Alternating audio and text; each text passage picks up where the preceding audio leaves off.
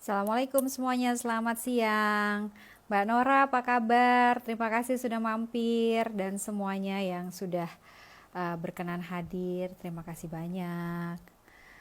Winda, halo Winda. Hari ini sama Ustadz, hari ini nggak sama Ustadz, saya nggak ngerti maksud pertanyaannya. Oh, hari ini tidak dengan Om Surga, hari ini bahasannya berbeda. Oke, saya coba panggil partner saya yang hari ini akan join bersama.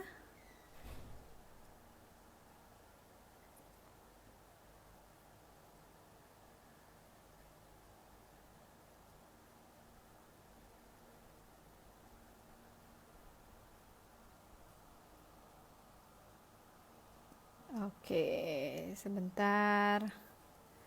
Topik kita sore ini uh, simple teknik untuk menghilangkan, melepaskan sebenarnya atau menghilangkan ketagihan. Bismillah, mudah-mudahan bisa banyak manfaatnya. Amin. Pak Irzan belum bergabung di sini? Ya, sudah bergabung.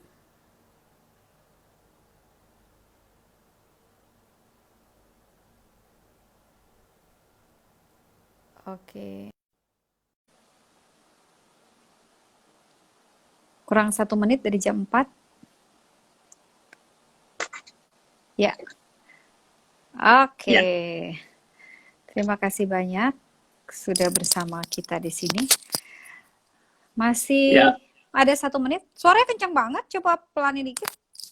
Terlalu kencang terlalu. kayaknya. Halo Ya, semuanya, ya, ya. terima Oke, saya kasih juga sudah pelanin. Ya. hadir.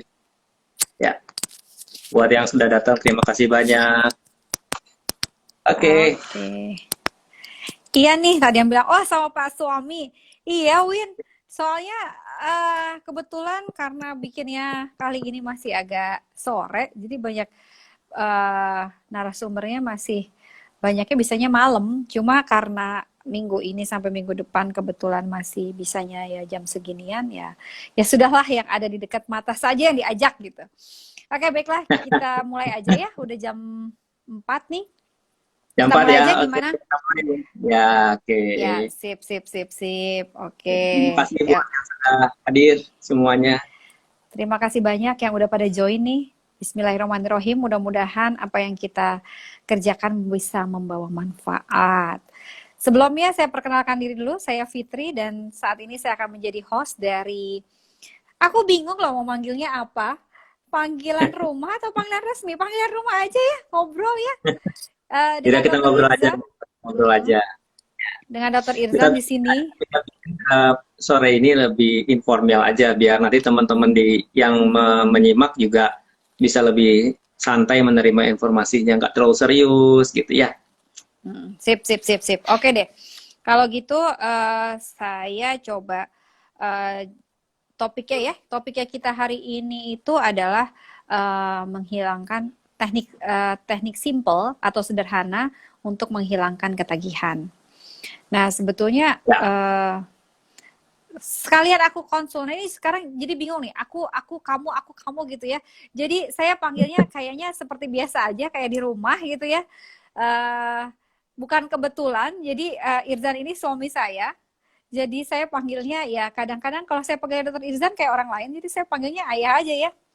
Gimana nih ya? oke. Sore ini kita mau ngobrolin tentang teknik sederhana menghilangkan ketagihan. Ya, Nah, sebenarnya tuh ketagihan itu apa sih definisinya? Kapan sih sesuatu itu kita bisa kita bilang ketagihan gitu? oke. Baik, terima kasih Bunda ya. Jadi sore ini teman-teman semua kita akan ngobrol soal ketagihan nih. Saya tentunya penasaran nih, mungkin di antara teman-teman yang hadir di sini itu juga mungkin jangan-jangan ada yang masuk dalam kategori ketagihan.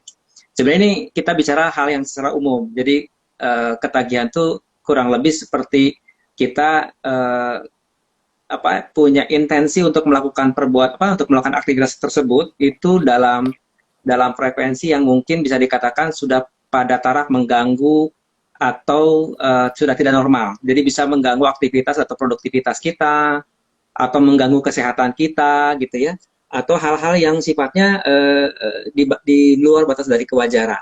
Jadi kalau kita melakukan sesuatu atau kita intens terhadap sesuatu, misalnya contohnya gitu ya, ada sebuah habit yang sudah sedemikian lekat sehingga tidak bisa dilepaskan sama sekali. Nah itu bisa dikatakan, dan itu mengganggu ya, cukup mengganggu, bahkan bisa merugikan kita misalnya gitu. Itu bisa dikategorikan sebagai ketagihan gitu. Itu definisi yang paling tidak secara praktis lah ya, bukan secara medis gitu, kira-kira gitu. Jadi bisa jadi ketagihan, misalnya ketagihan makan makanan tertentu misalnya gitu, atau craving. Misalnya kalau lihat coklat tuh pokoknya walaupun misalnya kita sudah kenyang atau misalnya gimana, tapi kalau udah lihat coklat udah langsung dihajar, coklat dimakan cepatnya, misalnya itu ketagihan tuh. Atau ada yang mungkin abnormal, ada yang misalnya ketagihan sama makan tertentu, misalnya pempek misalnya gitu, ada yang begitu. Jadi kalau udah lihat pempek itu pokoknya walaupun dia kenyang sekalipun dia langsung ini pempeknya misalkan gitu. Atau ketagihan main game, banyak juga kan di antara teman-teman yang mungkin kayak kalau udah main game pas segalanya gitu. Dan kalau misalnya nggak main game sehari aja kayaknya sudah ada rasa gelisah dan lain-lain. Atau yang mungkin paling klasik, yang paling sering mungkin datang ke klinik kita misalnya adalah ketagihan merokok. Jadi mereka merokok nggak bisa dikendalikan, bahkan jumlahnya itu dalam jumlah yang sudah tidak wajar misalnya gitu ya, dalam sebenarnya merokok juga jumlah berapapun kan tetap merugikan ya, dan orang bisa untuk berhenti merokok, jadi dia nggak bisa berhenti, itu udah ketagihan. Itu contoh sederhana ya. Oke, jadi sebenarnya ketagihan itu berarti sudah ada definisi mengganggu, benar ya, gitu ya? Iya, dia terus Mengganggunya itu versinya siapa? Artinya kalau misalnya versi si orang tersebut merasa tidak terganggu dengan yang ditagihkan oleh badannya, apakah itu masih masuk definisi ketagihan? tentunya kalau misalnya bagi yang mengalaminya, bisa jadi mungkin di awal-awal ketika itu biasa saja, tidak ada rasa-rasa seperti apa. Mungkin orang ngelihatnya, bagi orang yang lain yang melihat, wah ini orang ini udah kelebihan banget nih, misalnya dari merokoknya, kemudian main gamenya, atau misalnya dia makan makanan yang dia craving tadi misalkan gitu. Tapi bisa jadi pada satu level dia juga terganggu, sudah pada level aduh, yang paling sering ngerokok, ini gimana ya, padahal saya pengen berhenti nih, udah banyak banget nih rokok yang setiap hari yang dihisap, tapi kok pengen berhenti susah banget gitu. Itu udah ada respon dari tubuhnya, ada neurotransmitter yang memang harus muncul dengan terpaksa dengan menggunakan zat atau menggunakan aktivitas yang memang menjadi habit tersebut. Ya, gitu deh pokoknya. Jadi sebetulnya mengganggunya itu bisa dari apa? Bisa dari bisa dari orang yang ketagihannya itu, atau bisa dari orang sekelilingnya gitu ya. Nah, sekarang kalau misalnya kapan sebenarnya itu perlu diterapi? Perlu diterapi terutama ketika sudah membuat aktivitas seseorang menjadi tidak produktif misalnya, atau sudah pada level mengganggu juga yang bersangkutan misalnya gitu ya, dan tidak fisiologis lagi. Jadi sudah tidak fisiologis, misalnya ya kayak tadi, misalnya coklat, yang simpel coklat misalnya.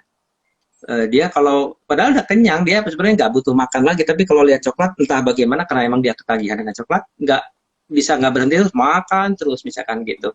Itu kan sudah tidak fisiologis, artinya dia betul-betul melewati dari batas fisiologis dari tubuhnya sendiri. Nah itu sudah sinyal untuk bisa dilakukan terapi misalkan gitu. Ada juga yang memang orang misalnya ketagihan makan secara umum gitu ya, ada aja gitu. Itu misalnya karena bagian dari pelampiasan emosi negatif misalnya gitu ya, karena stres, pelampiasannya makan. Jadi makan terus misalnya, itu ketagihan yang juga sebenarnya membuat dia ke arah yang tidak fisiologis dan juga tidak produktif pada akhirnya. Itu harus diterapi. Gitu. Nah, kalau ketagihannya ketagihan kerja gimana? Artinya yang tipenya workaholic itu termasuk ketagihan nggak? Yang kerja terus? Apa beda lagi? Iya, sebenarnya secara habit mungkin itu bisa dikatakan sebagai kebiasaan ya. Kebiasaan kita bisa label itu kebiasaan yang baik gitu ya. Tapi kalau misalnya memang akibat ketagihan kerja tersebut mengakibatkan yang bersangkutan tidak mempunyai kehidupan personal yang baik, tidak mempunyai kehidupan sosial juga yang baik, itu kan juga mengganggu.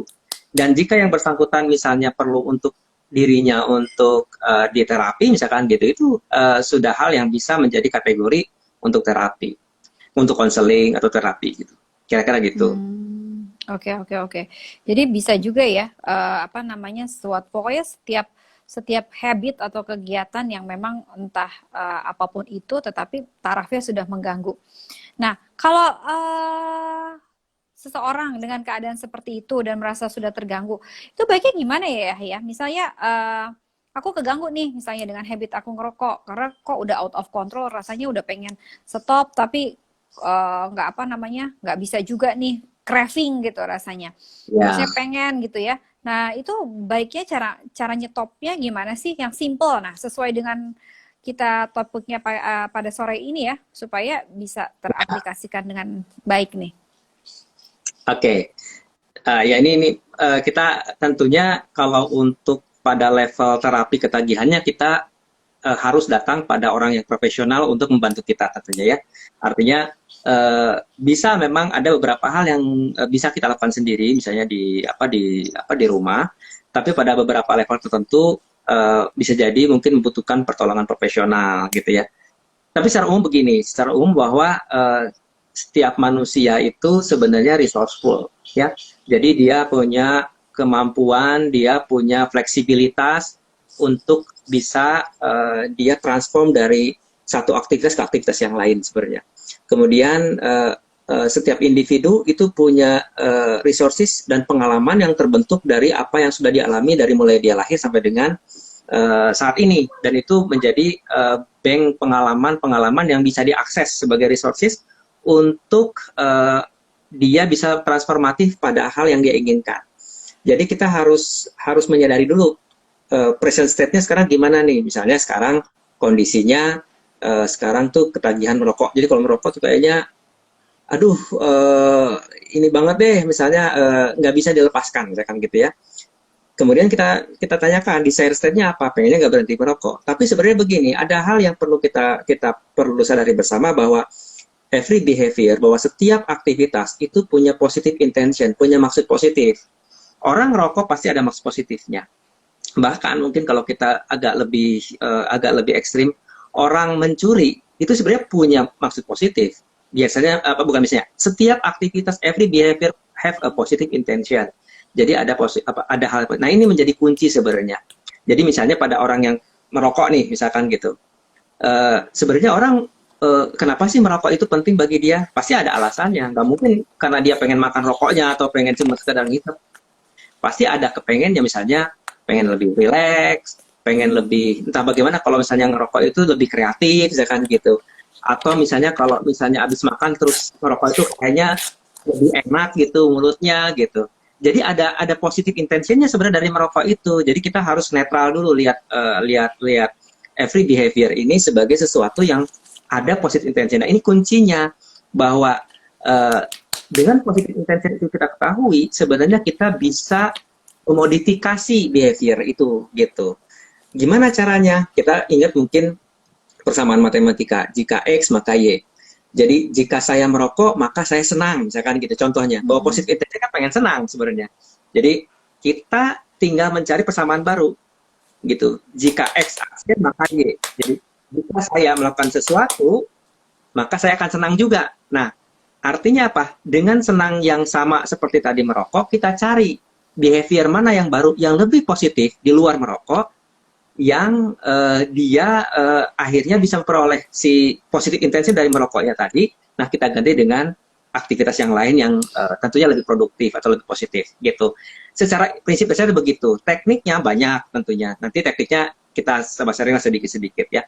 Tapi intinya adalah bahwa kita punya state, kita punya kondisi di mana bawah sadar kita tuh seimbang dengan sadar sebenarnya. Jadi kita punya resources di mana semua impuls, semua informasi dari luar diri kita itu difilter oleh otak kita. Nah, di situ sebenarnya ada, karena filter inilah sebenarnya responnya itu bisa berbeda-beda. Jadi ada yang di filter tersebut di otak kita itu gateway-nya dia didelesi, dia digeneralisasi dan segala macam. Nah, itu dia yang mengakibatkan respon setiap orang terhadap sebuah impuls tetap berbeda-beda. Itu semuanya masuknya lewat visual, masuknya lewat auditori, masuknya lewat kinestesi atau perasaan. Nah, itu bisa Oke, kita manfaatkan maaf. gitu. Boleh ini nggak? Boleh diselak dulu sebentar nggak? Karena artinya kalau misalnya dengar penjelasan panjang lebar, takutnya yang ngedengerin juga bosen nih gitu. Jadi kalau misalnya, Ya, tadi kan sebenarnya semua, artinya kalau memang itu udah terjadi, ketagihan itu udah terjadi, kita perlu untuk menghilangkannya.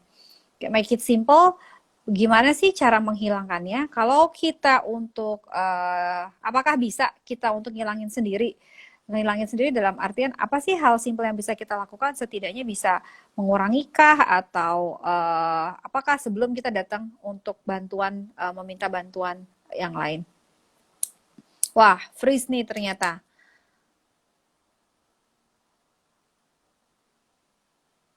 Halo, halo. Iya, ya, mungkin jangan pakai wifi, wifi-nya jelek, jangan pakai wifi, coba ya, ya, pakai yang biasa aja. Wifi-nya ya, matikan, off kan. Ada beli kadek, ya. terima kasih jempolnya. Kemudian, jadi gimana tuh? Ada nggak yang bisa kita lakukan sebenarnya gitu sebelum kita meminta bantuan terapis atau orang lain yang bisa Iya, membantu melepaskan? Yang kita lakukan dulu deh simple. Saya merasa ini udah ganggu diri saya loh, kadang-kadang kan gitu. Terus udah gitu, apa ya, sih yang bisa saya lakukan untuk melepaskannya, untuk menghilangkannya gitu? ya. Balik lagi tadi, memang ini kan tergantung case-nya masing-masing ya. Yang tadi sebuah contoh bahwa kita perlu untuk mengetahui apa maksud atau apa emosi yang hadir dari aktivitas tersebut, gitu kan. Kalau misalnya apa yang bisa kita lakukan, ya ini nanti kita dari case by case ya. Sebenarnya tadi sebenarnya ini dari yang sederhana dulu, misalnya kita pengen menghilangkan sebuah kebiasaan apa yang buruk kita, misalnya contohnya nih ya, contoh aja deh, misalnya makan coklat yang berlebih, ini contoh dulu ya, nanti ini bisa dipraktekkan buat yang lain sebenarnya. Tentunya gini, uh, kita makan coklat itu misalnya sampai kelebihan banget. Kita menggunakan sebuah teknik sederhana, yaitu kita menggabungkan atau mencampurkan dengan hal yang paling tidak kita sukai. Ini juga cukup lumayan efektif pada beberapa case. Jadi begini, misalnya di tangan kanan kita misalnya adalah hal yang kita sukai. Misalnya apa? Contohnya merokok misalnya tadi, atau coklat lah, misalnya tadi ngomongin coklat ya, coklat. Udah gitu kita sadar nih, kita bayangin, lihat ke sebelah kanan nih coklat, wah pokoknya baru lihat ngebayangin aja, bayangkan di tangan kanan kita itu adalah coklat yang betul-betul kita membuat kita itu ini banget apa, pengen banget makan atau pengen banget sampai menyantap walaupun dia virtual. Kemudian itu netralkan lagi. Kemudian sebelah kiri, tangan sebelah kiri kita silakan diisi dengan sesuatu yang sangat paling kita nggak suka gitu. Misalnya apa? Misalnya telur mentah. Jadi kalau telur mentah itu kalau misalnya kita makan kan pasti enak banget gitu ya. Nah, kita bayangkan telur mentah di situ, hadirkan di situ, dan kalau misalnya kita makan gimana? Tentunya perasaannya pasti udah nggak enak tuh. Ini telur mentah. Nah, kemudian kita hadirkan dua-duanya nih, tangan kanan dengan tangan kiri. Kita hadirkan dua-duanya, kemudian dengan sadar, ya, dengan sadar, kemudian kita tangkupkan perlahan, kemudian kita campurkan dua-duanya dan kita campur, ya. Jadi tadi ada apa? Tangan kanan kita adalah yang paling kita sukai dan tangan kiri kita berisi yang paling tidak kita sukai. Nah, paling tidak sukai. Tapi jangan ya, ini perhatian. Jangan yang tangan kiri tersebut berisi hal yang menjijikan, karena itu kadang-kadang bisa berefek bahaya buat bawah sadar. Ya, misalnya apa? Kecoa, ular, tikus gitu. Jangan. Yang masih fisiologis juga makanan itu kan tadi sama-sama makanan. Makanan yang satunya adalah misalnya tadi telur mentah itu kan pasti. Jadi bayangin kalau sekarang coklatnya sudah menjadi rasanya bercampur seperti itu, dan kita coba bayangkan, lihat dan makan, itu kira-kira apakah rasanya berbeda? Itu akan muncul feedback baru. Kalau misalnya rasanya sudah berbeda, berarti kemungkinan intensi di dalam tubuh kita terhadap makanan tersebut akan sudah turun biasanya, gitu. Ini salah satu teknik yang sederhana yang bisa membantu untuk secara bawah sadar kita mempunyai state baru terhadap informasi mengenai coklat, gitu. Itu contoh Jadi kalau sederhananya. gitu, setiap kali mau makan coklat harus dibayangkan bahwa coklatnya itu tercampur oleh, misalnya tercampur oleh telur busuk gitu, gitu. Bisa jadi begitu. Jadi bagi orang yang Enggak. betul-betul udah kecanduan banget misalnya, enggak, sebenarnya sih tidak perlu diingat. Karena biasanya kalau misalnya dia pada melakukan aktivitas tersebut sudah pada taraf yang betul-betul full awareness-nya, biasanya itu sudah menjadi bagian dari kesadaran baru terhadap makanan tersebut biasanya. Jadi biasanya dia kalau kita tes ulang, makanya kita biasanya kalau terapis kita feedback. Ya oke, sekarang coklatnya ada lagi depan kamu. Sekarang gimana rasanya? Kalau tadi kita ukur skalanya 1 sampai dengan 10 dulu ya. Berapa sukanya? Misalnya 10. Nah, sekarang setelah demikian, sekarang berapa skalanya? 1 sampai dengan 1 sangat tidak suka banget, 10 sangat suka banget. Sekarang berapa skornya? Skalanya berapa? Biasanya rata-rata turun. Biasanya rata-rata turun. Gitu. Jadi ini salah satu cara adalah dengan kita membayangkan state yang sesuatu yang kita sukai banget dengan state yang sangat tidak sukai, kita campur. Jadi dia akan menjadi balance. Tidak jadi ekstrim di kiri dan juga tidak ekstrim di kanan sebenarnya akhirnya. Karena dia campuran. Itu contohnya. Kadang-kadang juga sama dengan rokok juga sering begitu, Bun. Jadi dulu waktu terapi pada klien, pada pasien, saya sama. Jadi dia ngerokok, kemudian dia bayangkan rokoknya. Oke, asik. Oke, sekarang bayangkan kalau misalnya apa makanan paling yang kamu nggak suka misalkan gitu ya, kalau masuk ke mulut segala macam apa gitu ya, misalnya dia tadi kayak telur mentah misalkan gitu, saya paling nggak suka dok telur mentah. Oke, sekarang kamu isep, pas kamu isep sekarang saya kayak telur mentah, gimana sekarang menurut pendapatmu gimana ya? Jadi mixing antara resources bawah sadar dia mengenai informasi yang satu yang dimixkan dengan informasi yang lain akan menghasilkan suatu informasi yang berbeda biasanya. Jadi dengan awareness yang baru bisa timbul sebuah pemahaman yang baru mengenai input secara visual, auditory kinesthesis terhadap makanan tadi. Itu contoh sederhananya. Itu mungkin Oke, bisa dilakukan berarti, sendiri gitu. nah, berarti Walaupun kalau karena seperti itu, pada case yang lebih buruk bisa jadi tetap butuh bantuan ya, tetap ya. Maksudnya ini kan oke, contoh aja. ya, kalau pada kasus seperti itu, berarti memang artinya orang tersebut atau yang merasa ketagihan itu sudah mengganggu, harus dengan sadar dan dengan ingin untuk menghilangkannya ya. Nggak Iya, bisa betul. karena paksaan gini loh, maksudnya gini, mungkin kalau buat dia nggak jadi masalah tuh, tapi ternyata mungkin merokok misalnya ya, bagi orang Iya, yang bersangkutan tidak bermasalah, tetapi mungkin bagi pasangannya atau bagi iya, orang tuanya atau iya, bagi siapapun yang ada di sekitarnya itu udah bikin masalah sehingga dia iya, ingin, oh aku mau nih misalnya mungkin suaminya ngerokok, istrinya mau, aku mau suamiku nggak ngerokok lagi nih, terus udah gitu, tapi iya, sebenarnya si suami yang merokoknya juga merasa itu nggak masalah gitu. Itu berarti nggak iya. bisa ya, karena di sini diperlukan kooperasi, artinya kerjasama yang baik antara orang yang ingin melepaskan ketagihannya itu ya. Jadi kalau dia nggak merasa masalah ya nggak perlu diterapi ya, dia nggak akan nggak akan bisa juga, apalagi kalau cara self healing, artinya melepaskan dengan sendiri kan ini ya, entah apalah, mungkin bukan self healing tapi maksudnya berarti kan setiap dia craving, setiap dia ingin, dia mesti membayangkan kalau yang dimakannya itu, oh ternyata jadi begini rasanya, dan jadi muncul rasa tidak ingin, rasa tidak mau, gitu bukan ya? Jadi gini, betul. Banyak case yang datang ke klinik kita itu datang suami istri, istrinya yang nggak pengen suaminya ngerokok, suaminya sih biasa-biasa aja gitu ya. Nah itu menarik karena biasanya case seperti ini biasanya perlu kita coaching dulu, kita perlu konseling dulu, kita ngobrol dulu biasanya. Karena perlu ditimbulkan awareness-nya dulu dari pihak yang memang bersangkutan akan terapi. Kalau dia tidak merasa itu penting, maka biasanya terapinya atau teknik-teknik apapun yang akan dilakukan itu biasanya tidak sebaik kalau misalnya memang dia penuh sadar ya. Jadi kalau misalnya dia sadar penuh, jadi kalau kita bilang Bun, istilahnya adalah titik nolnya ada dalam dirinya, bukan pada orang lain. Kalau titik nol alasan melakukan sesuatu ada pada orang lain, maka ketika orang itu nggak ada, maka dia akan kembali melakukan hal yang tadi cravingnya tadi misalnya kan gitu, atau ketagihannya tadi gitu. Jadi titik nolnya, pusat motivasinya ada dalam dirinya, harus di situ dulu. Nah caranya gimana untuk sampai ke situ bisa kita coaching dulu. Jadi dia merasa penting banget akhirnya buat dirinya. Apa pentingnya buat saya untuk melakukan transformasi itu gitu.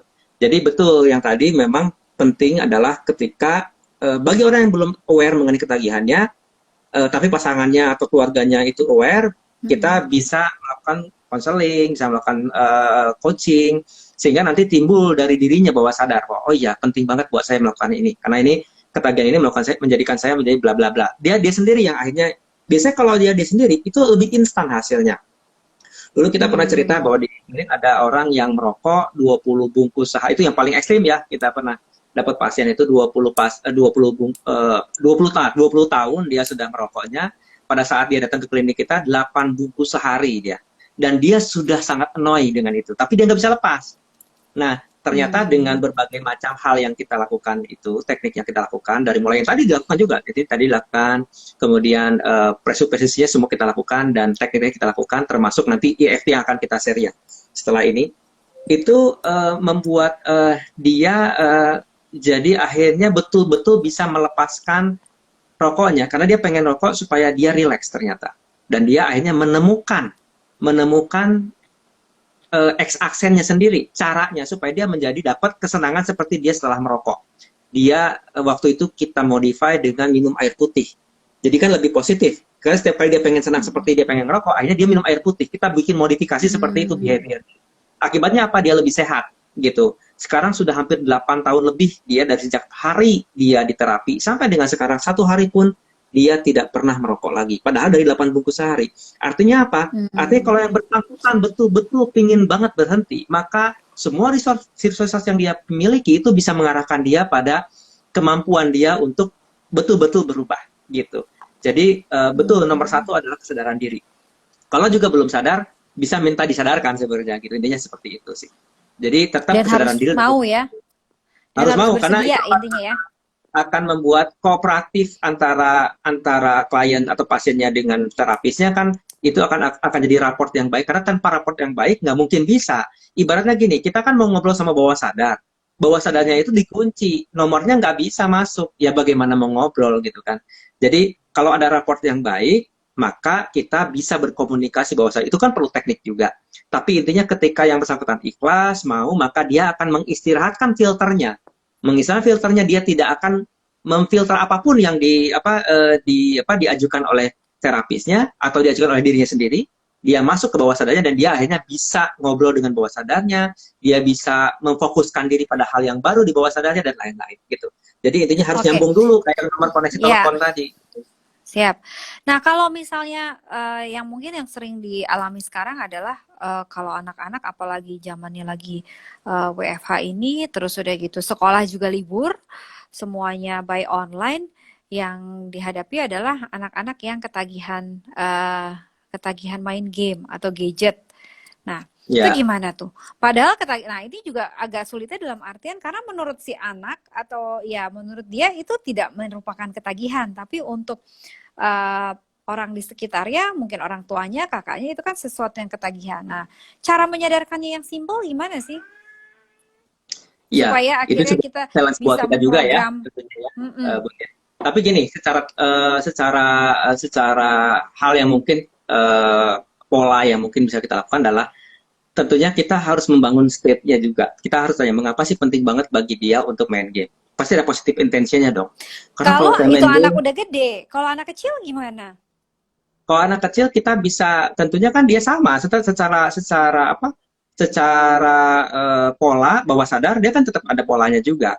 Artinya kan dia mempunyai maksud kenapa dia melakukan itu. Kalau kita bisa arahkan pada hal yang lain yang punya yang punya kadar, misalnya entah senangnya, entah happy-nya sama dengan seperti dia main game, maka dia akan beralih pada hal yang lain selain main game. Makanya kenapa misalnya ada di sekolah dan lain, karena dia selain terpaksa juga ya, dia menemukan kesenangannya, dia menemukan sesuatu yang kurang lebih secara rasa itu sama seperti dia main game.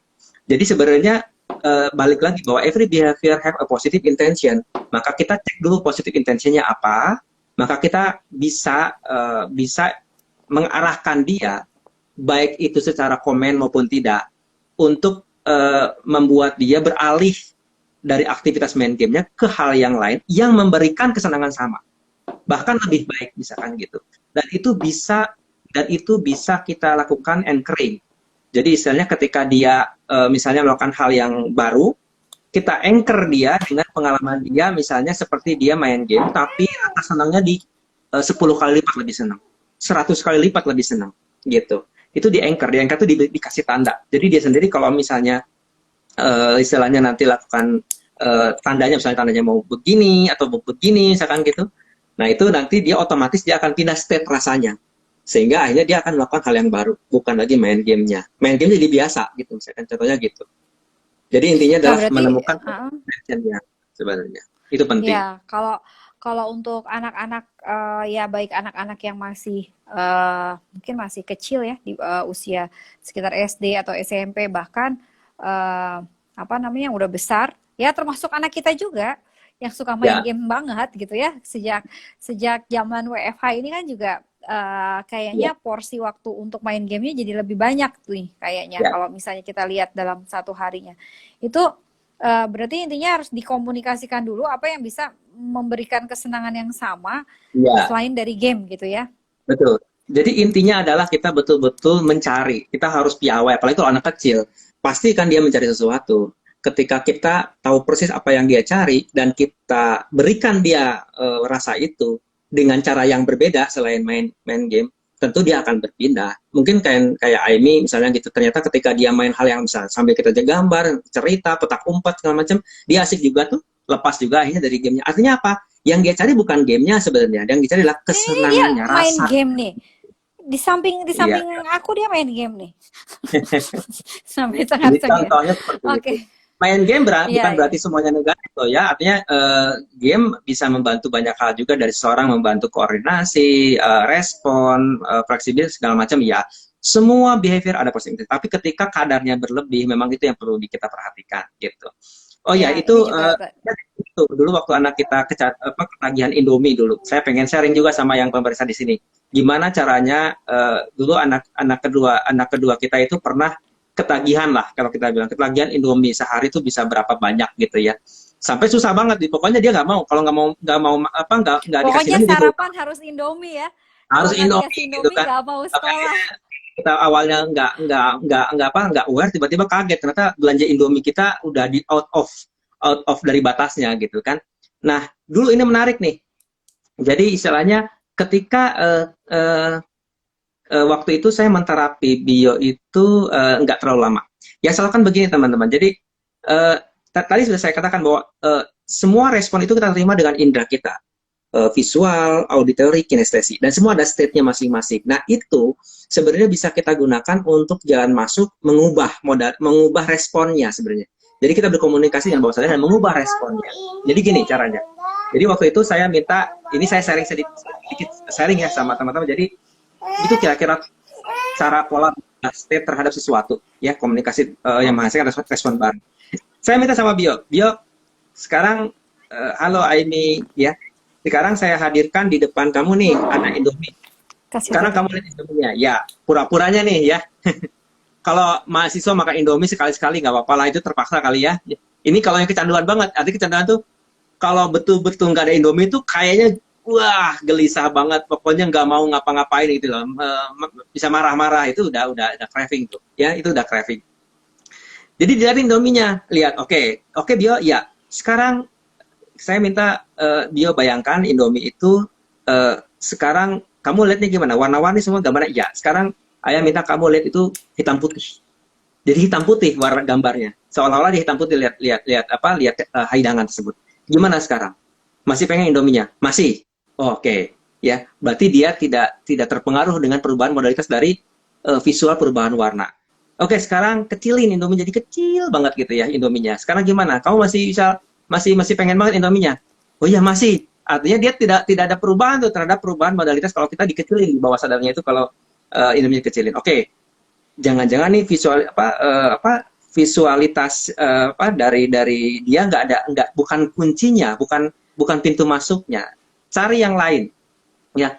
Jadi tadi udah dibikin nggak berwarna, dikecilin, kemudian digedein, malah jelas dia makin pengen ya. Kemudian sekarang diminta untuk dia mencium dulu. Oke, mencium. Wah, dia pengen banget mencium. Kemudian anggap kamu punya tombol. Tombol itu bisa digedein, dikecilin. Kalau kamu gedein, baunya lebih bau banget. Kalau dikecilin, nggak ada baunya. Oke, dia bilang gitu kan. Oke, sekarang gedein. Wah, dia makin pengen banget. Kemudian sekarang kamu kecilin tombolnya, kecilin, kayak volume dikecilin. Oke, dikecilin. Kalau kecilin, baunya nggak ada. Terus dia ngendus-ngendus,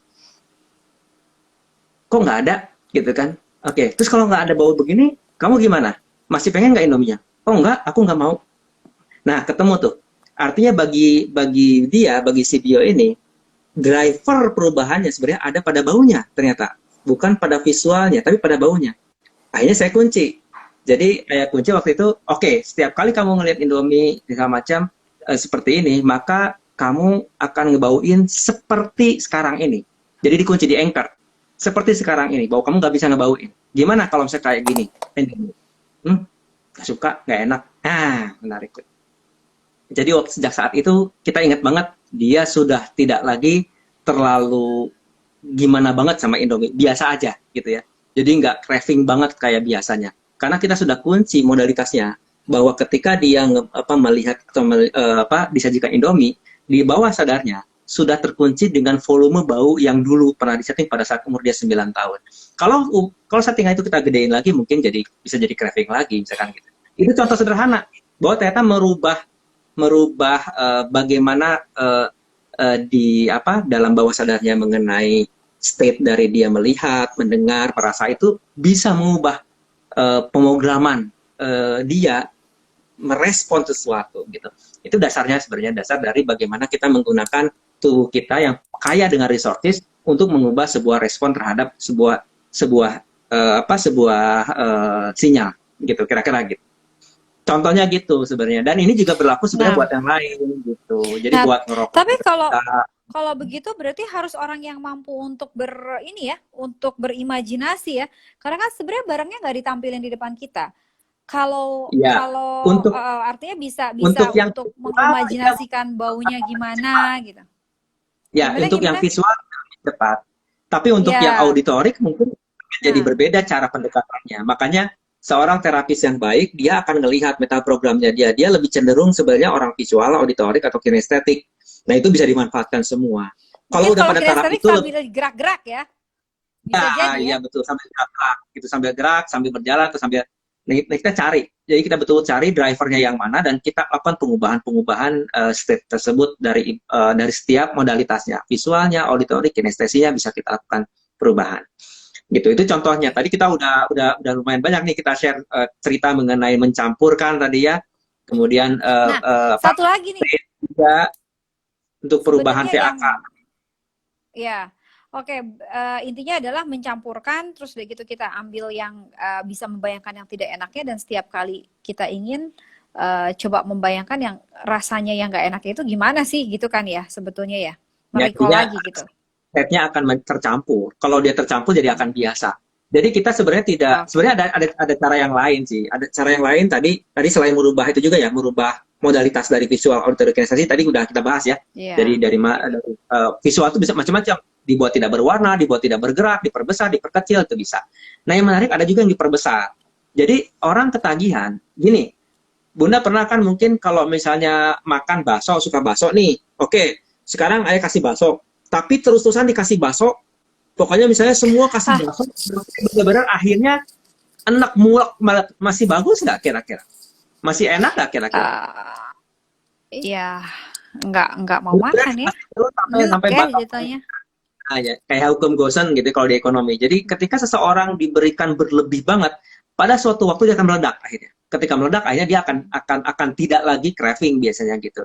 Tetapi ini bahayanya adalah kalau si terapisnya atau kita sendiri belum sampai ke taraf meledaknya, yang terjadi bisa kebalikannya, bisa sangat craving malah gitu. Jadi teknik dengan kita ngebayangin dia makin banyak itu harus betul-betul didampingi, karena kalau tidak nanti efeknya ya bisa jadi malah bukan jadi dia nggak ketagihan, dia malah jadi ketagihan banget. tentunya perlu kita lakukan lagi reprogram ulang dari bawah sadarnya tadi gitu. Ya, pokoknya Gitu. berarti kita harus tahu orang tersebut atau misalnya ya yang mau menghilangkan ketagihannya itu adalah dia tipe orang kinestetik atau tipe orang auditorik atau tipe orang visual. Kalau visual mungkin kayak kasus Bio itu dia orang anak visual kan, memang dia visual Ya, kita tahu. ya, Jadi ya, dengan membayangkan di depannya ada ini buat dia langsung kena. Tapi mungkin kalau dia kinestetik harus dengan dia bergerak gitu ya. Kalau misalnya auditorik ya. mungkin dia harus mendengarkan sesuatu gitu ya. Nah, tapi sekarang yang lumayan cukup lagi apa ya? Lagi bikin masalah juga nih. eh Halo Mbak Filza, terima kasih Uni Filza sudah bergabung. Nah, yang bermasalah lagi sebenarnya masalah drakor. Aku sendiri, ini jadi curcol ya. Kalau udah mencoba untuk menonton drakor, ya kamu tahu, aku tidak akan berhenti sampai drakor itu selesai. Bener kan? Tapi artinya aku selalu tidak pernah mau mengikuti dari awal. Menunggu sampai tinggal 1-2 episode, baru mengejarlah dalam waktu 1-2 hari selesai. Bahkan bisa suka nggak tidur tuh, yang penting selesai. Itu sebenarnya buat aku sendiri merasa aku bisa mengontrol. Artinya kalau misalnya lagi tidak punya waktu, tidak pernah mau mencemplung ke situ. Karena kalau udah kecemplung, jadi craving, harus sampai selesai nih gitu. Harus ini nih. Tapi punya filtrasi juga bahwa kalau mengikuti episode demi episode, rasanya kok apa namanya nggak sanggup juga ya, karena menunggu setiap minggu, seminggu 2 kali, atau aduh nggak sanggup deh gitu. Nah itu sebenarnya bisa diatasi nggak sih? Artinya ya udahlah cuek aja lah, apa sih drakor bagus ya gitu. Ya, Gimana tuh? kalau masih dalam taraf yang masih bisa dikendalikan dan tidak mempengaruhi produktivitas yang bermakna, sebenarnya sih ya nggak ini kan mungkin itu hanya sebagai bagian dari refresh sebenarnya ya. Tapi mungkin bagi orang yang main game sampai jadi dia labil, sampai dia emosi, sampai gimana misalkan gitu, itu ya mungkin perlu untuk lakukan pertolongan, atau misalnya untuk perlukan di releasing emosinya gitu. Termasuk juga mungkin yang kecanduan drakor itu kecanduan nonton-nonton ini sampai dia betul-betul ya apa ya, kayaknya kalau misalnya nggak nonton tuh kayak ada yang hilang, mengganggu banget sampai dia hari-hari dia sangat terganggu misalkan gitu ya, harus harus dia terlibat, kemudian secara emosional dia terganggu. Nah itu mungkin perlu untuk dilakukan hal-hal yang mungkin dianggap perlu untuk merilis rasa ketagihannya atau efek yang ditimbulkan dari rasa ketagihannya gitu. Nah ini penting nih untuk releasing emosi negatif sebenarnya. Jadi jangan-jangan seseorang melakukan sesuatu karena sebenarnya dia punya ada rasa emosinya sih. Jadi kalau misalnya ada emosi negatif yang menghampiri, hanya ada pelampiasan. Pelampiasan bisa macam-macam ya, nonton, ya makan, ya belanja, ya macam-macam lah gitu. Padahal sebenarnya dia tuh stres gitu. Jadi dia nggak sadar sebenarnya Jadi gara-gara mungkin stresnya gitu. Dia akhirnya cari pelampiasan sesuatu. Jadi seandainya dia nggak stres, bisa jadi mungkin nggak akan terjadi tuh yang tadi. Yang ketagihan yang terjadi itu bukan terjadi. Nah, cara untuk bisa merilis emosi negatif atau stresnya ini, itu bisa lakukan kita EFT. Nah, itu bisa sendiri tuh Bunda. Kan Bunda pernah dulu jadi kita betul-betul aware banget gitu bahwa kita sedang ada sebuah emosi negatif yang hadir di dalam diri kita, dan kita memang mempunyai intensi positif untuk menghilangkan emosi negatif tersebut. Selama apapun itu, misalnya tadi ada pertanyaan kok lama nggak lepas-lepas, ya itu tadi teman-teman gini, rasa apapun itu adalah rasa yang perlu kita untuk akui, perlu untuk diterima, dirasakan, kemudian dilepaskan. Ibaratnya kalau kita dalam suatu ruangan, misalnya ada rasa takut misalkan gitu, dia datang kayak dia ada pintu tuh di depan kita tuh, dia ketok-ketok tuh, tok, hey aku takut gitu kan, mau datang mau bertamu, terus kita nggak mau terima tuh, pintunya dikunci, nggak mau sepanjang kapanpun itu takutnya akan tetap ketok, dia tidak akan pernah berhenti untuk mengetok. Yang harus kita lakukan adalah kita mengakui bahwa ada tamu kita yang namanya si takut tadi, buka pintunya, takutnya suruh masuk, ngobrol sama takutnya gitu, diterima maksudnya, diterima, diakui, dirasakan, kemudian jangan lupa setelah beres, jangan diendap-endapin terus di situ. Itu bukan penghuni asli dari hati kita kan, kita persilakan dia keluar. Keluarnya juga kalau disuruh keluar biasa, dia akan keluar dengan sendirinya, nggak usah dipaksa-paksa, didorong-dorong juga nggak perlu. Jadi silakan, rasa takut sudah saya akui, saya terima, ya silakan saya buka pintunya, kamu keluar, dia akan keluar ya, dan kita jadi plong lagi, rasanya lega lagi. Nah apa sih cara yang paling sederhana yang bisa kita lakukan untuk bisa merilis emosi negatif? Kita menggunakan namanya, contohnya adalah menggunakan emotional freedom technique. Dari tadi sebenarnya kita bicara sebenarnya kalau kita ngomongin secara kalau kita bikin Zoom kuliah atau scientific, kita sebenarnya banyak slide-nya dari tadi sebenarnya. Cuman ini kita dengan flow yang mungkin lebih ringan dengan ngobrol ya. Jadi tidak dari tadi kita tidak ngobrolin istilah-istilah yang mungkin takutnya membingungkan banyak teman-teman yang ini apaan sih gitu. Nah, EFT nanti teman-teman bisa buka di Google di Google, bisa buka di YouTube juga, banyak contohnya bagaimana melakukan teknik emotional freedom technique. Intinya adalah kita melakukan ketukan-ketukan di bagian-bagian titik-titik tertentu di tubuh kita sambil kita menggunakan sebuah persuasi self hipnoterapi bagi diri kita. Contohnya di dada, awalnya di dada kita. Misalnya kita ada rasa apa misalnya? Rasa sedih, rasa takut, pilih yang mana yang kita sedang rasakan. Terus hitung dulu berapa intensinya, 1 sampai dengan 10. 1 sangat tidak terasa, 10 sangat berasa banget. Berapa skornya? Misalnya 10. Ya udah, sambil diketuk di sini saya akui bahwa diri saya saat ini merasa sedih. Saya terima rasa sedih saya dan diri saya sepenuhnya apa adanya. Saya ikhlas. Kemudian saya lepaskan rasa sedih saya. Terima kasih ya Allah. Kalau Kalau tanpa misalnya kita ketuk gimana? Kalau tanpa sebenarnya ketuk boleh juga dong. bisa Ketuk juga, itu tapi fungsinya buat apa sih? sebenarnya dia memberikan impuls, secara tidak sadar memberikan impuls pada titik-titik meridian tubuh. Jadi sebenarnya titik meridian tubuh kita itu juga punya respon terhadap ketukan kita gitu, dan itu akan membantu untuk menyelaraskan energi tubuh. Jadi ada maksudnya sebenarnya gitu. Titiknya kan di sini, kemudian di atas kepala, ya ini ada titik juga yang jelas di dalam akupunktur kan jelas ada titik yang memang kita ketahui di sini, kemudian di antara kedua mata, kemudian di pinggir, di bawah mata, di bawah hidung, ya, di bawah Nah, untuk dagu. pilih titiknya yang mana gimana? Kalau untuk Ya, sampel nih, kalau mau nggak dilakukan secara pakai lengkap EFT nggak lengkap. apa-apa.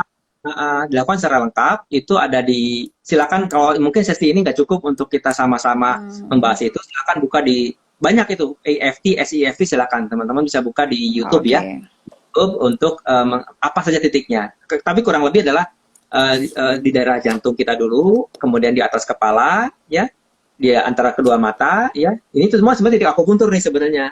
Ada titik meridiannya, ya. Di samping mata di sini, di bawah mata, ya. Kemudian di bawah hidung, di bawah mulut, kemudian di belikat kita, di atas belikat, kemudian di tangan, di pergelangan tangan dulu, kemudian di Nah, di kuku nih sebelah sini, sini, sini. Yang ini katanya biasanya jangan diketuk, jadi kita langsung yang sini. Udah. Nah, itu contoh ketukannya seperti itu. Kemudian biasanya kalau yang pattern yang lengkap, setelah mengetuk itu, kemudian kita tutup mata, buka mata, tutup mata, buka mata, kemudian kita memutarkan mata ke arah jarum jam, kemudian berlawanan arah jarum jam, kemudian kita bergumam happy birthday, atau kemudian ngomong 1, 2, 3, 4, 5. Kemudian Kenapa harus happy birthday? intinya sih sebenarnya dia happy birthday kan sebenarnya nggak harus happy birthday sebenarnya, tapi happy birthday itu udah sesuatu, di mana ada sih orang happy birthday sedih? Jarang kan? Sebenarnya dia membangkitkan sebuah emosi baru, bahwa membangkitkan pengalaman, resource dalam dirinya yang begitu banyak.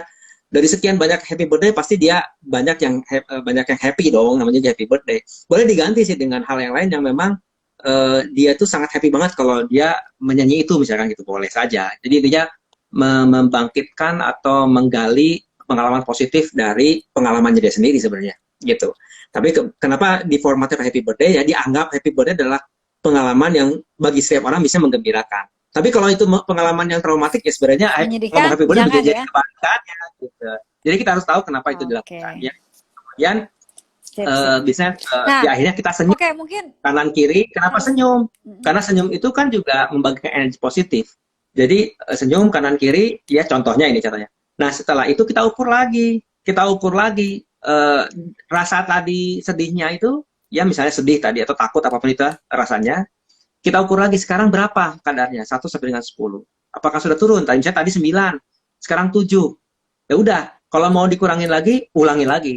Lagi. Oke, sip. Oke, kita kayak udah lumayan lama nih ya, sekitar 46 menit. Mungkin ada beberapa pertanyaan yang bisa kita jawab di sini. Ya, oke. Yuk pertanyaannya. Ya. Tadi dulu. Tadi pertanyaannya, terima kasih ya Arizal ada bergabung di sini. Beli Kadek juga ada Uda Yudi, ada Aduh banyak Wow. deh tadi udah sempat Mbak ada Mbak Yus. Oh Aji, terima kasih Ji. Aji akan Salah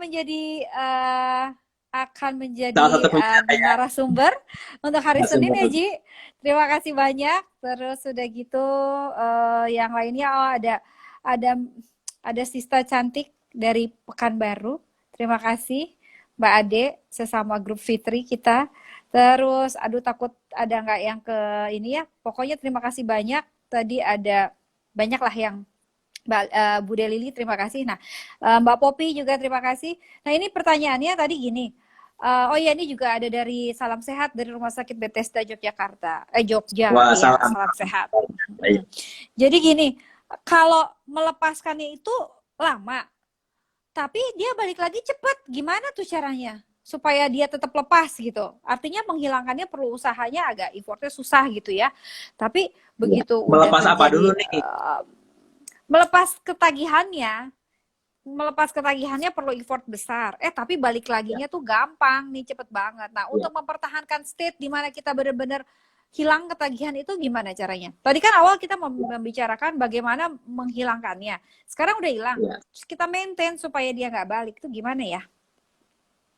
Sebenarnya gini, kalau misalnya dia masih balik, kemungkinan besar state itu belum terbentuk banget biasanya. Karena kalau misalnya state yang Hmm. baru respon sebagai respon baru di komunikasi bawah sadar terjadi, biasanya paling tidak butuh waktu. Pernah sih kita dapat pasien setelah 3 bulan dia balik lagi ngerokok ada.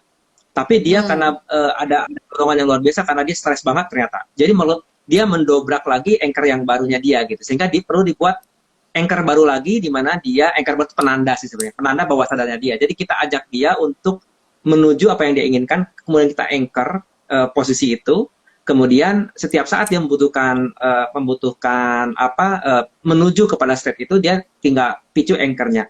Kalau yang tadi kan bisa dengan anchor dari tubuhnya sendiri atau dia memang menyengajakan diri untuk memasuki desired state-nya dia dan di anchor oleh dirinya atau dengan yang tadi kayak tadi contohnya minum air putih atau apa air putih tadi sebenarnya kita buat sebagai anchor. Jadi kita dapat air putih dia dapatlah rasa seperti dia ngerokok tadi contohnya ya. Kita tadi ngambil contoh itu.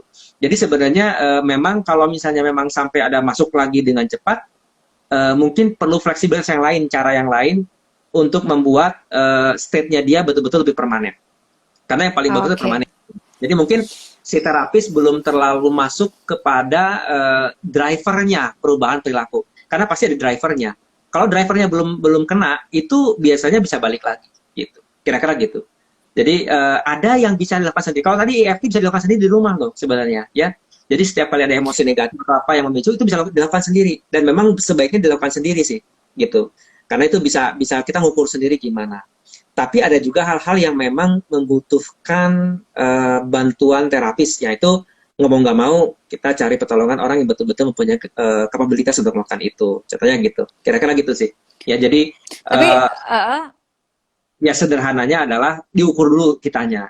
Kalau misalnya masih ringan-ringan aja, mungkin dengan cara-cara yang tadi, perubahan modalitas, mencampur modalitas, tadi kan, itu bisa dilakukan dulu. Gimana rasanya nanti bisa di jadi feedback. artinya boleh dong ya kalau misalnya setelah sesi ini kita coba-coba dulu sendiri, tapi ternyata kalau tidak berefek dengan mengubah modalitas atau mencampur modalitas atau dengan teknik apapun yang artinya Ya, bergantung kepribadiannya ya, entah dia visual kinestetik ataupun ya, auditorik gitu ya, mencoba ya, untuk membuat ramuannya sendiri tapi tidak berhasil, barulah ya, ke terapis ya untuk datang. ya, Baiklah ini sudah 51 menit berjalan. Saya coba buat summary-nya atau kesimpulannya. Intinya adalah suatu ketagihan itu berarti pada statement di mana sudah merugikan atau mengganggu sebetulnya. Dan tentunya untuk mengatasi atau menghilangkan ketagihan ini diperlukan kerjasama dari si orang tersebut yang sudah merasa ketagihan ini mengganggu. Artinya perlu dengan sadar dia merasa ketagihan ini sudah mengganggu kehidupannya dari sisi satu sudut manapun sehingga itu harus dilepaskan. Tapi as long as itu tidak merasa mengganggu dirinya berarti masih sulit untuk dilepaskan atau kita coba untuk membukakan bahwa itu mengganggu. Betul ya? Begitu ya? ya, Nah, ya, kemudian bagaimana cara melepaskannya? Tentunya banyak sekali metode yang bisa dipakai melepaskan atau menghilangkan ketagihan ini. Dan simple thing yang bisa kita coba adalah cobalah dengan kita memanipulasi atau menggabungkan rasanya seperti apa tadi ya, menciptakan rasa baru atau misalnya mengubah rasanya, dan pendekatannya bisa dengan auditorik, bisa dengan visual ataupun dengan kinestetik, bergantung kepada kepribadian kita seperti apa. Dan kalau memang ternyata belum berhasil, kita coba untuk berkonsultasi kepada terapis ya, tentunya yang lebih ahli, untuk mudah-mudahan bisa lebih jeli lagi melihat apa yang menjadi dari pintu mana sebetulnya bisa masuk. Nah, dengan membuat anchor-anchor tertentu juga mungkin bisa membantu, tetapi kadangkala dengan pembuatan anchor itu pada saat anchornya tidak ada di situ bisa bahaya juga. Bener nggak ya kayak Ya, gitu? harus betul. Biasanya pembuatan anchor juga dibantu oleh profesionalnya supaya nanti dia bisa diawasi. Gitu. Karena kalau anchor ya terlalu Ya kuat, apa-apa bikin sendiri nggak apa-apa. betul. Betul. Tapi kalau terlalu kuat dengan anchornya, terus udah gitu yang dijadikan anchor misalnya gelangnya hilang kan gawat juga tuh. Berarti nanti Nggak dia boleh, makanya membuat anchor adalah sesuatu yang melekat pada dirinya yang tidak harus dilepas biasanya. Jadi nggak boleh tuh pada baju atau barang pada nggak enggak. boleh ya. Misalnya gerakan atau membayangkan. Saya kalau setiap kali saya membayangkan Ka'bah, misalnya saya tenang, itu contoh anchor, contohnya. Jadi kan Oke. in control semua, harus in control kita. Kalau anchor harus in control kita, nggak boleh tergantung dari sesuatu yang bisa lepas dari kita, gitu. Oke, sip. Boleh Kalau nggak sih begitu, tips terima kasih ya? banyak. Oh, boleh tips and trick, boleh deh. 1 Gini, menit soalnya sebelum ini kita penting ya, closing. Sip. bahwa ini kan soal ketagihan ini kan soal yang mungkin sangat variatif range-nya, ada yang mungkin bisa kita lakukan sendiri, ada juga yang mungkin perlu bantuan profesional. Tapi ingatnya begini, secara landasan utamanya dalam semua perubahan perilaku adalah diri kita sendiri dulu. Bahwa diri sendiri adalah punya resources yang memang sebenarnya sudah disiapkan untuk kemampuan diri kita yang dibutuhkan oleh diri kita. Jadi kuncinya adalah selalu diri sendiri dulu, ya. Tidak tergantung kepada orang lain maksudnya, gitu. Bahwa diri sendiri punya sesuatu yang semua yang kita butuhkan. Kemudian harus ada raport yang baik. Jadi kalaupun nanti ada terapi, harus ada raport dulu yang baik. Raport itu hubungan yang baik dengan terapis atau hubungan baik dengan diri sendiri. Kalau kita sama diri sendiri aja udah benci, gimana kita mau ngobrol gitu kan? Kira-kira gitu. Jadi harus ada raport yang baik. Kemudian kita harus tahu persis outcome-nya. Kita harus tahu persis kita tuh pengennya apa. Itu harus tahu. Kita sekarang sadar presentasinya apa, desire-nya harus apa, itu kita tahu persis apa, ya. Kemudian kita menyadari bahwa semua apapun itu yang terjadi setelah itu, feedback itu adalah hal yang membuat feedback itu suatu hal yang positif, ya. Bahwa tidak ada kegagalan, itu hanyalah feedback untuk kita mencari jalan yang baru menuju apa yang kita inginkan, ya. Jadi jangan khawatir dengan misalnya setelah coba ada fail atau gimana, jangan, itu cuma feedback, ya. Jadi semua yang terjadi setelah kita lakukan itu adalah feedback. Kemudian kita harus fleksibel, kita tidak bisa kaku. Makanya tadi teknik terapi itu macam-macam, ya. Mungkin tahu di klinik kita itu kalau udah terapi bisa macam-macam cara gitu kan, sangat fleksibel tergantung dengan individunya. Dan yang jelas bahwa setiap orang itu merespon terhadap experience-nya. Jadi pengalaman dia adalah kekayaan yang bisa digali sebenarnya. Karena dia pasti punya pengalaman buruk, pengalaman baik itu yang bisa kita gali sebaik-baiknya, ya. Kemudian bahwa semua orang mempunyai pilihan, ya. Bahwa semua orang punya pilihan. Diri kita pasti punya pilihan. Kemudian setiap orang pasti membuat pilihan terbaik. Selalu begitu, karena setiap orang pasti akan memilih sesuatu yang positive intention-nya. Ya. Bahwa setiap behavior ada positive intention, makanya dia lakukan itu. Kemudian setiap action yang dilakukan juga punya purpose, ya tadi positive intention yang tadi. Kemudian bahwa kita harus sadar bahwa kepikiran kita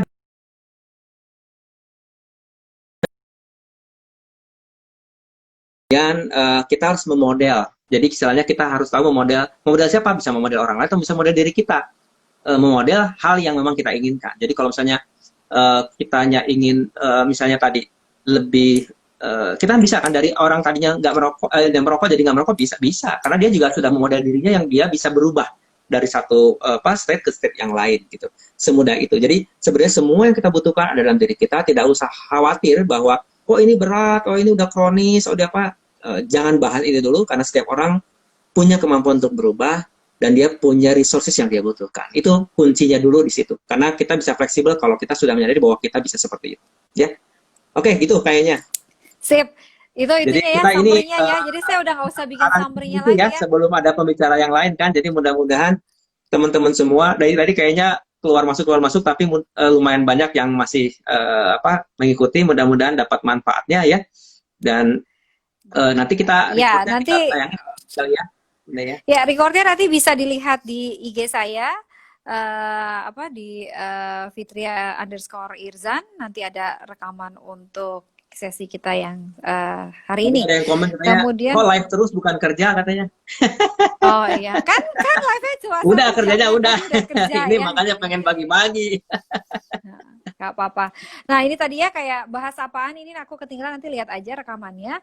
Ya, Kemudian pesan khusus jangan lupa meskipun kita sekarang masuk dalam ceritanya new normal ya, tapi tentunya jangan menjadikan itu menjadi sesuatu yang normal karena sebetulnya tetap prevention yang tetap harus kita jaga. Kemana-mana kita tetap harus perlindungan terhadap diri kita dan kepada orang lain juga. Jangan lupa untuk selalu menggunakan masker, pakai masker yang tepat, cara melepaskannya pun tepat. Jangan lupa juga untuk selalu menjaga kebersihan, cuci tangan, dan sekarang yang saya lihat agak mulai lengah adalah physical distancing. Itu juga sangat penting karena ternyata dengan berlangsungnya periode kita masuk ke new normal ini, ternyata angka kasus COVID-19 ini meningkat, benar ya? Gitu ya dari teman-teman kita yang langsung di lapangan ternyata kasusnya meningkat. Kemudian sebagai info untuk acara live berikutnya, insya Allah akan kita laksanakan hari Senin.